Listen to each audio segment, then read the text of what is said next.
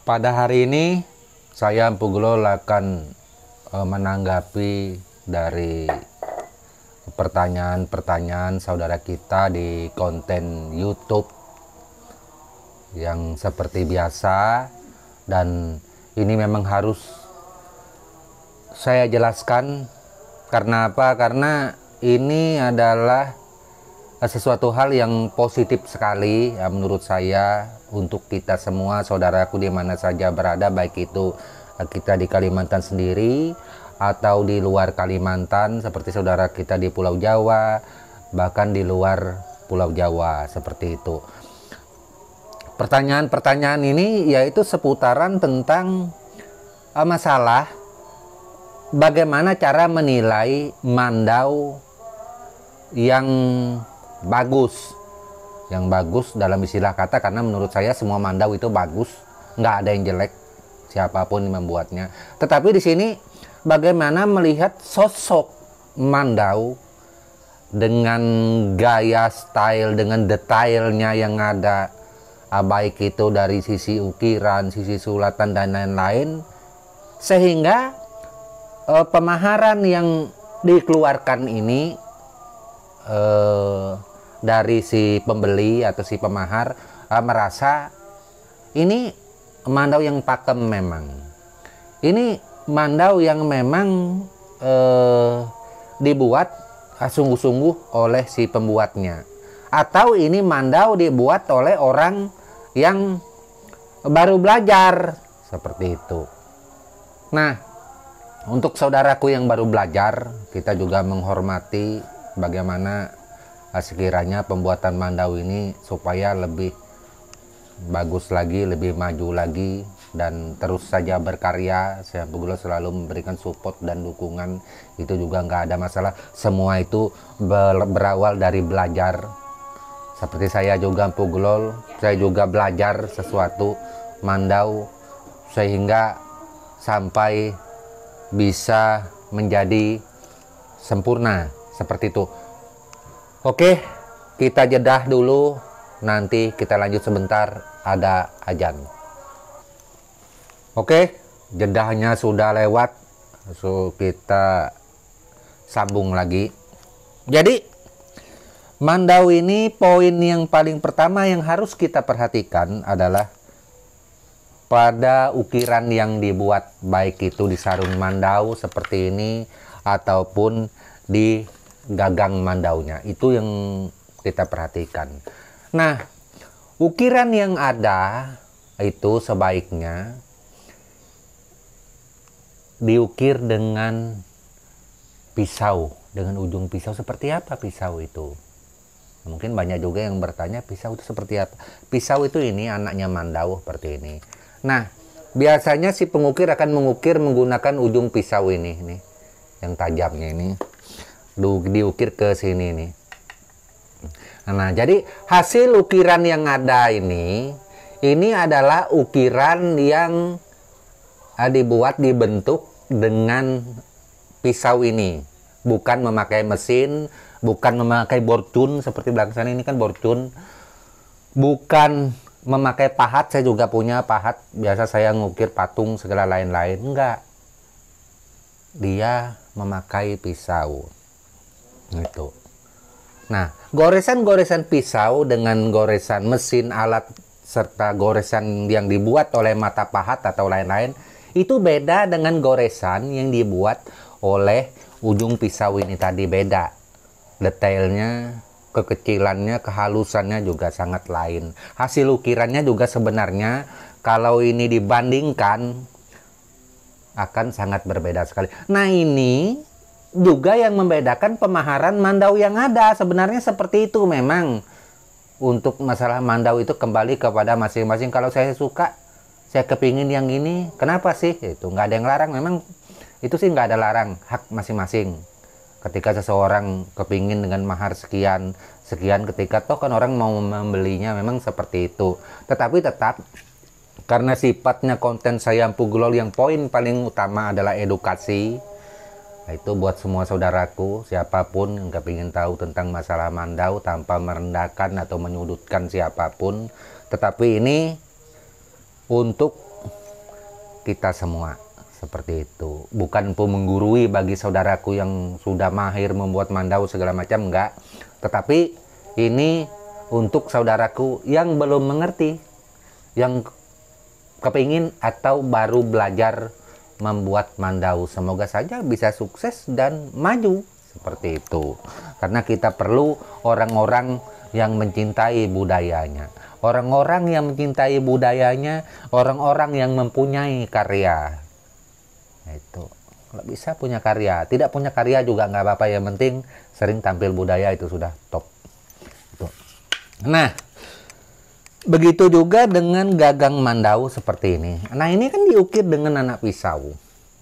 Nah, ini sehingga menjadi mandau hulu kemau. Ini hulu kemaunya buatannya empu ini sudah lama juga, berapa bulan ini sudah jadi, tapi bilahnya belum jadi. Mandau hulu kemau untuk pakaian empu juga rencananya seperti itu.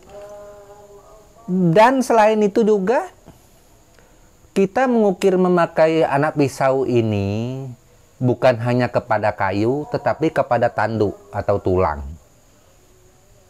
Itu.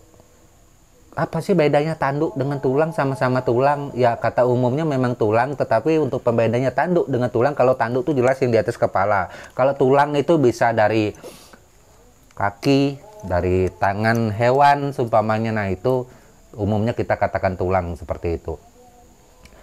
Ukiran yang bagus di kayu maupun di tanduk itu detailnya pasti memakai anak pisau, pasti memakai ujung pisau. Tidak mungkin dia memakai mesin dan lain-lainnya. Wah, empu, tapi saya memakai mesin untuk membuat bakalannya dulu, kemudian saya rapikan dengan pisau. Berarti kan tetap pakai pisau. Intinya pada hasil akhir finish terakhir itu haruslah pisau, bukanlah mesin. Kadang-kadang memang ada juga yang finish terakhir itu dia mesin dia pakai. Nah, ini membuat hasil daripada karya yang ada pada mandau itu kurang manisnya seperti itu, kurang pas dirasa. Nah, ini untuk penjelasan menilai bagaimana mandau yang baik. Nah, terus juga di samping itu kita melihat sulatannya ini. Kadang-kadang ada yang dililit, ada yang dibuat semacamnya lah. Itu nggak benar. Sulatan itu kita anyam. Sulatan seperti ini dianyam memang. Ada yang dari rotan, ada yang dari jangang, ada yang dari ijuk. Banyak yang lainnya ini bisa dibuat untuk sulatan pada mandau ini. Terus berapa tingkatkah sulatan yang ada, empu? Sulatan ini banyak tingkat. Nah, itu kalau yang masih belajar biasanya sulatan tunggal atau ketipas. Biasanya seperti itu. Empu juga pernah dulu membuat sulatan ketipas ketika masih belajar. Nah, di atas itu ada sulatan 3, 4, 5, 7, sampai terakhir penutup sulatan nggak ada lagi. Nah, mungkin kalau ada yang bilang ada, itu terserah. Menurut pengetahuan yang empu miliki dari orang tua-tua dulu, sulatan terakhir yang ada itu adalah sulatan 9 atau ulat kamansie. Sulatan 9 itu adalah sulatan penutup. Sulatan 9 ini juga bisa membuat bentuk-bentukan sulatan bermacam-macam rupa. Itu kalau orang tersebut mampu. Dari sulatan 4 aja sudah bisa dibuat bermacam-macam rupa bentuk sulatan. Itu ada lanting bekat, ada dawan danan, serta yang lain-lainnya seperti itu bentukan daripada sulat. Setelah sulatan 9 nggak ada lagi. Inilah mandau-mandau yang memang kita harus perhatikan. Terus dari sisi bilah mandau. Nah, bilah mandau ini kebetulan bilah kiri pesanan saudara kita. Ini kerapian bilah harus diperhatikan memang. Kalau mandau yang bagus bentukan bilah, terus tulang belakang ini harus lurus. Kemudian matanya juga jangan menari-nari, terus kolongnya juga ini harus bagus seperti ini. Nah, ini poin yang memang diperhatikan.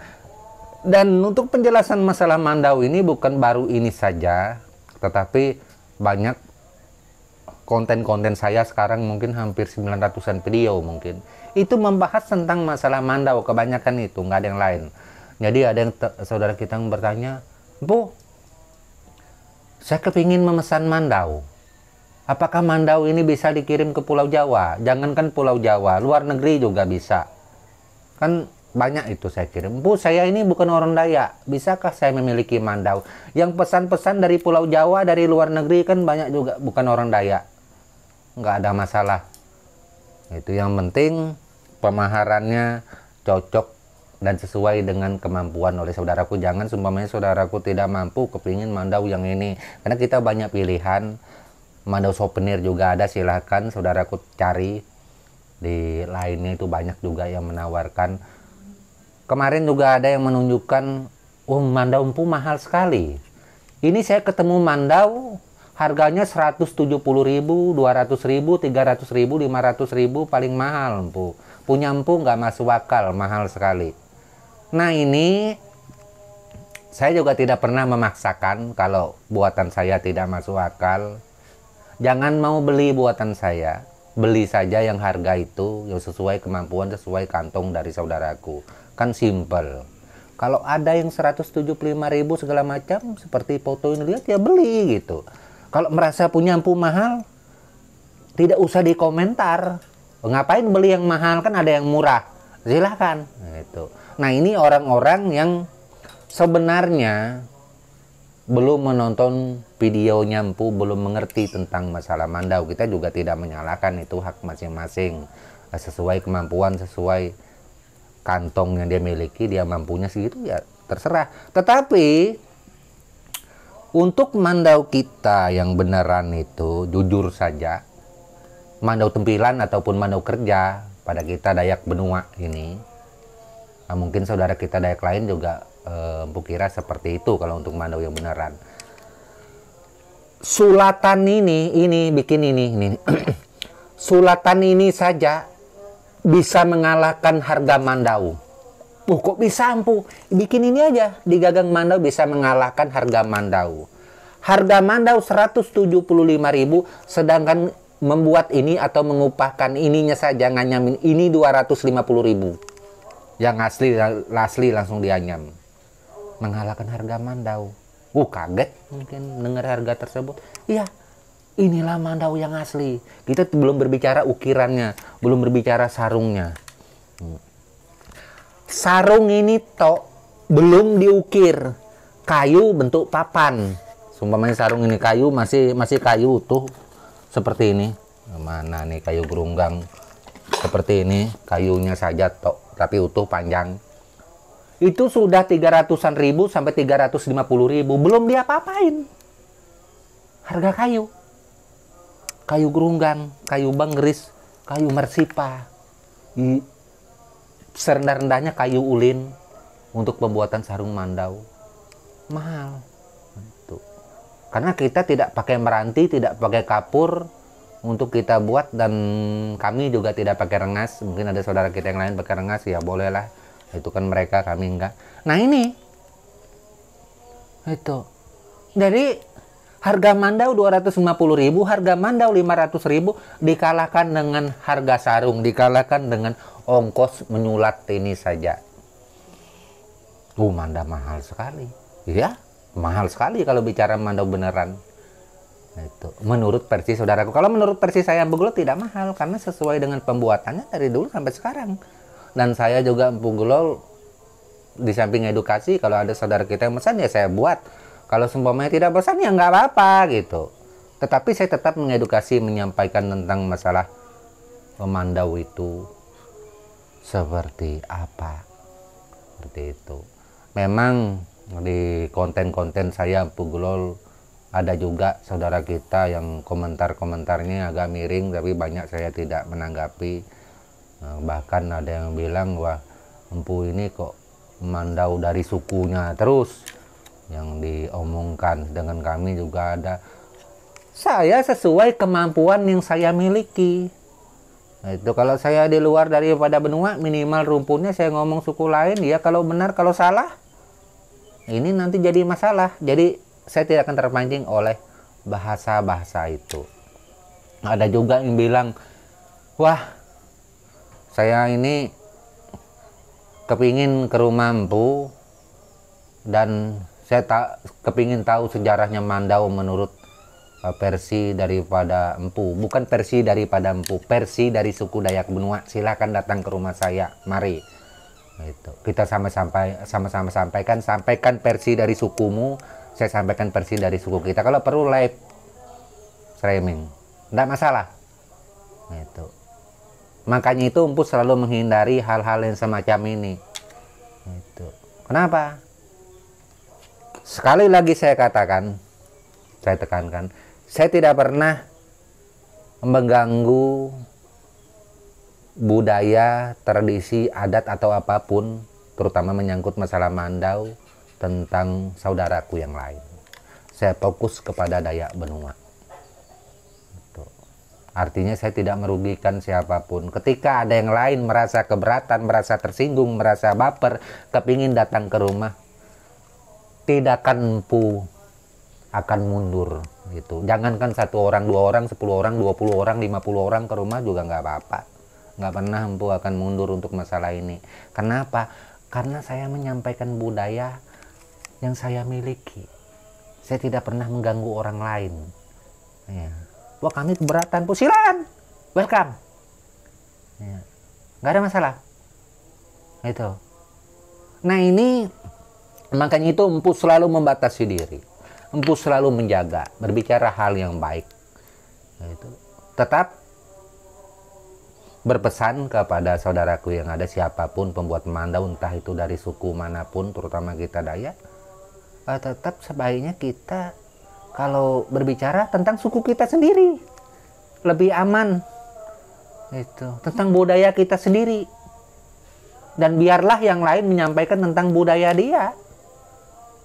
Itu terkecuali kita berbicara yang baik, yang bagus tentang budaya saudara kita, nggak apa-apa. Ketika kita sudah mulai menyentil, menyerang, membuat api, ini menjadi masalah. Itu kenapa? Pada akhirnya kita akan malu sendiri nantinya. Ini malu sendiri nanti. Itu apalagi kalau kita sampai meminta maaf. Makanya itu Empu tidak bakalan meminta maaf kalau merasa benar. Itu ngapain saya minta maaf? Kalau saya benar, kok saya minta maaf? Saya benar. Apa yang saya sampaikan ini real. Itu kalau saya minta maaf berarti salah. Berarti apa yang saya sampaikan selama ini pembohongan publik. Kan seperti itu. Saya hanya meminta maaf kepada saudaraku terhadap ucapan. Siapa tahu ada menyinggung, ada seumpamanya sesuatu yang kedengarannya kurang bagus. Tetapi kalau meminta maaf atas dasar Mandau, saya tidak akan pernah. Itu karena saya tidak pernah mengganggu siapapun di setiap konten saya, dan konten saya selalu membangun, dan konten saya tetap paling utama. Saya menjaga silaturahmi dengan para seniman yang ada, semua saudaraku sekalimantan Dayak apapun, tetap saya anggap saudara. Saya tidak pernah memilah-milah, meskipun saya hanya berbicara tentang Dayak Benua, tetapi saya juga selalu menghormati mereka berkarya. Itu karena kita Dayak ini ada 400 suku lebih, masing-masing membuat Mandau, dan karya mereka juga luar biasa semua. Itu tetap kembali kepada senimannya masing-masing untuk mengembangkan budaya dari daerahnya sendiri, kira-kira seperti itu. Oke, mungkin di akhir kata Empu minta maaf, siapa tahu ada tata bahasa yang kurang pas kepada saudaraku, karena Empu juga menyadari kadang-kadang penyampaian ini perasaan benar, lidah tidak bertulang, bisa juga salah. Itu sekali lagi mohon maaf kepada semua yang menonton konten Empu, baik itu suku Dayak ataupun yang bukan Dayak, karena kita semua adalah saudara.